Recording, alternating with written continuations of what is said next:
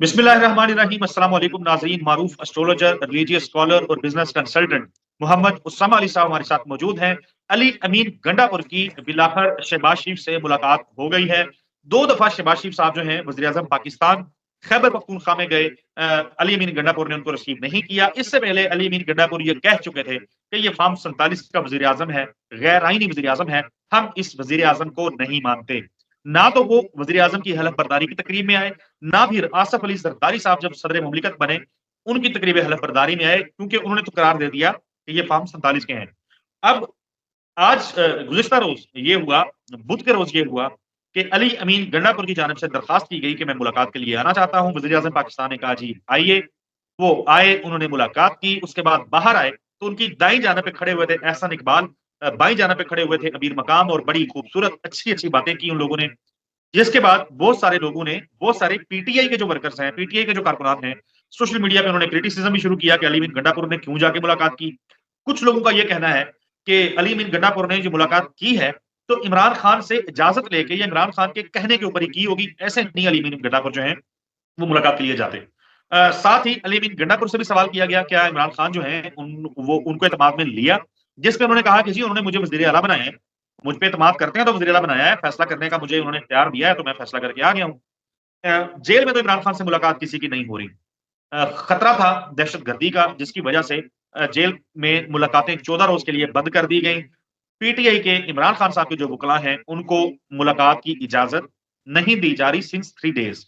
लेकिन इंटरेस्टिंग चीज जो है वो ये भी है कि 190 million pound case Al-Qadir trust के केस के अंदर गुज़िश्ता रोज अडयाला जेल के अंदर अदालत लगी, बयान भी रिकॉर्ड हुए, गवाहों के बयान रिकॉर्ड हुए।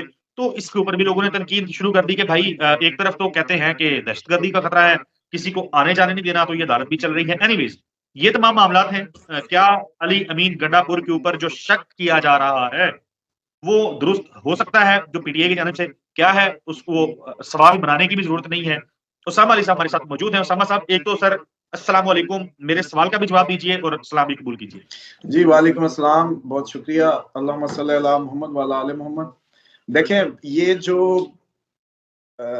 इस टाइम कौम जिस दैनी हालत में है ना, उसमें आपको पता है कि उनको खुद एक पैनिक क्रिएट हो चुका है और इनके मसल्स और इनके नर्व्स नॉर्मलाइज होने में इट टेक्स टाइम।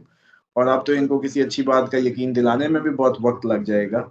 और मुझे लगता है कि ये कोलैटरल तो जब गुजरेगा, ये तूफान जो पाकिस्तान जिसका शिकार है इस वक्त, लेकिन इसके बाद बहुत अच्छा लग जाएगा इनका एतमाद बहाल होने पे, कानून पे, कानूनी इदारों पे, सिस्टम पे। ये बहुत बड़ी इस दफा हम जो देख रहे हैं, सब एक्सपीरियंस कर रहे हैं।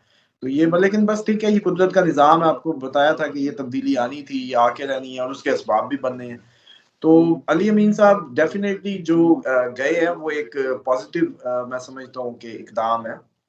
और इस तरीके से किस तरीके से सूबा चला सकते हैं कि वो वफाक से मुलाकात नहीं करेंगे। ठीक है, उन्होंने बहुत अच्छा किया जब उन्होंने अपना एक, जैसे कहते हैं कि वो क्या कहते होते हैं, नुमाइशी एहतजाज बताने या दिखाने के लिए वो अपना मैसेज उन्होंने अच्छे से कन्वे किया जो कि बनता था।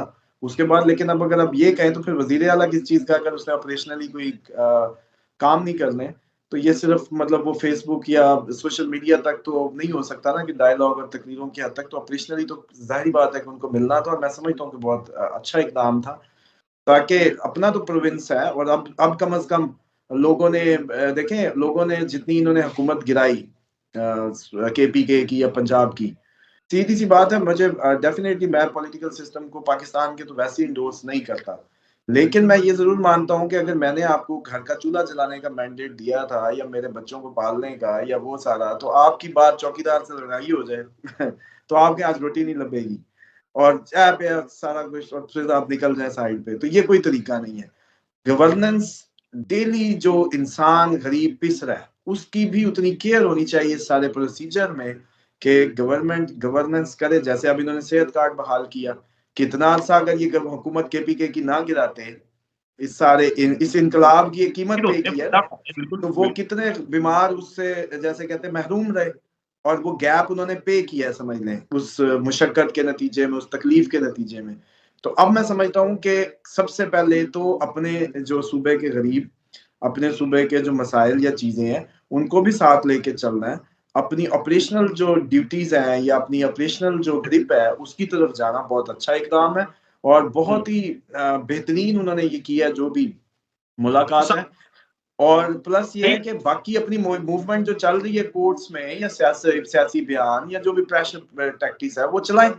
बल्कि इसका ये हो सकता है कि वो जो रिलोकेशन की बातें थी वो कह सकते हैं कि जी ये कैदी हमें दे दें ये पाकिस्तान का ही सूबा है ना, उधर भी तो आपने पर्चे तो पूरी दुनिया में काटे हुए हैं ना, मतलब पूरे सूबों में बलोचिस्तान से लेके कहां कहां तक नहीं, तो आप हमें दे दें हमारा ही जैसे कहते हैं जिसकी उसी की गवर्नमेंट उसी के जेल के खर्चे पे पले हो तो वो उधर ले जाए।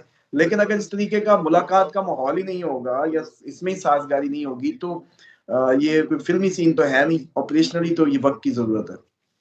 तो साहब भाई सबसे पहले तो नहीं जा रहे, हम गुफ्तगू के अंदर हैं।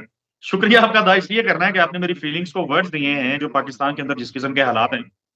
आपने बड़ी खूबसूरत बड़ी बारीक लाइन बोली है कि कुछ अच्छा भी होगा तो लोगों को यकीन नहीं आएगा कि वाकई कुछ अच्छा हुआ है। तो ये हकीकत है, ये सच है कि लोग इतने मायूस हैं, लोगों को इतना घुप अंधेरा नजर आ रहा है हर तरफ कि कोई पॉजिटिव चीज हो भी जाती है तो उसको लोग शक की निगाह से देखते हैं। और बार ये पाकिस्तान के हालात हैं। क्या अली बिन गंडापुर जो है कुछ चांसेस हैं उनके बर्थ चार्ट के अंदर, जायचे में नहीं बर्थ चार्ट के अंदर कुछ चांसेस हैं कि वो इमरान खान साहब को धोखा दे जाएं? नहीं एज सच इनके चांसेस नहीं है, ये इस तरीके से नहीं करेंगे, लेकिन ये उतने जी हजूरी टाइप नहीं हो सकते। Definitely he will take bold steps with his own, और इतना डमी किस्म का पर्सन नहीं हो सकते ये। तो इस तरह के इश्यूज आते रहेंगे जिसमें ये खुद फैसले भी लेंगे और खुद चीजों को ड्राइव भी करेंगे, क्योंकि ये ए है और इमरान खान भी आई है। ये सन नंबर्स होते हैं, ये अपनी चलाने में अपनी करने में इनका कोई सानी नहीं होता और ये एक इशू हो सकता है, और इस तरह पाकिस्तान सारे सन नंबर्स की जंग का शिकार हुआ वो आप बेहतर समझते हैं। जी, जी, बिल्कुल ऐसा ही है। अच्छा एक मुझे ये बता दीजिए कि पार्लियामेंट के बाहर, पार्लियामेंट के गेट पे पीटीआई के एमएनएस को रोका गुज़िश्ता रोज़ इस्लामाबाद पुलिस ने, गेट बंद कर दिया। वो एमएनएस हैं, opposition leader of national assembly of Pakistan, उसको गेट पे रोक लिया जाता है कि गेट नहीं खोलना असी। नहीं तो वो नहीं नहीं, यूं सही नहीं है, यूं सही आपने नहीं, ये मुझे दे, मैं आपको बताता हूँ। देखिए वो आए ही सिलेक्ट होके उस बिल्डिंग के अंदर घुसने के लिए है, वो आए ही वोट लेके उसके अंदर जाने के लिए है और उनको नहीं जाने दिया जा रहा है, इसको यूं बयान करें आप। हाँ, मतलब वो फिर हमने देखा अफरा-तफरी और वो सारा धक्कम-पेल हंगामा पूरा गेट पे होता रहा। एमएनएस दरवाज़ा खुलवाते रहे, फिर शेर अफजल मरवत ने और ज़ैन कुरैशी को देखा जा सकता है उन विजुअल्स के अंदर। उमर अयूब साहब ने, मैंने बल्कि अपलोड की हुई है वो वीडियोज़ अपने चैनल के ऊपर, नाज़रीन वो देख सकते हैं। तो वो क्यों आप समझते, आप क्या क्या इसकी वजह समझ आती है कि अपोज़िशन लीडर को असेंबली जाने से रोका जा रहा है, गेट के ऊपर अजीबो-गरीब माहौल। अब इस्लामाबाद पुलिस का एक एएसआई जो है, वो पाकिस्तान की नेशनल असेंबली में मौजूद अपोज़िशन लीडर को रोकेगा। मतलब अजीब। देखिए ये तो वही मैंने कहा ना कि वो आए ही उस घर के, बिल्डिंग ही उनके लिए है और इस वक्त वो आए ही उस बिल्डिंग के अंदर जाने के लिए है। मतलब कोई एमपीए थोड़ी थे जो उसमें जा रहे थे, चले जी प्रोविंशियल में के थे या कोई और ऐसा गैर मुतल्लका शख्स। देखिए ये थोड़ा सा जो है ना मैनेजमेंट इश्यूज, और अब इस तरह का जो एजिटेटेड एनवायरनमेंट है, ये जो जितनी पॉलिटिकल पोलराइजेशन है, और ये सारे के सारी आप बहसियत कौम बहाना असद साहब कोई भी बने, आप लोगों ने ये सारा कुछ, अब इस आपको मैं कैसे समझाऊं कि ये कुछ हो नहीं रहा, कुछ होना है और उसके सबब भी बनने हैं, कुछ चले होना मैं होता है उसके सबब। तो ये आपका नेशनली अभी ये अप्रैल तक इस तरह के सीन्स, इस तरह की हरकतें मजीद स्वेर और रुथलेस अंदाज से नजर आएंगी।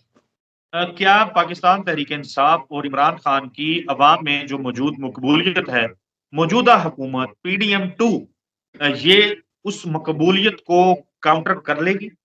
नहीं, बिल्कुल भी नहीं।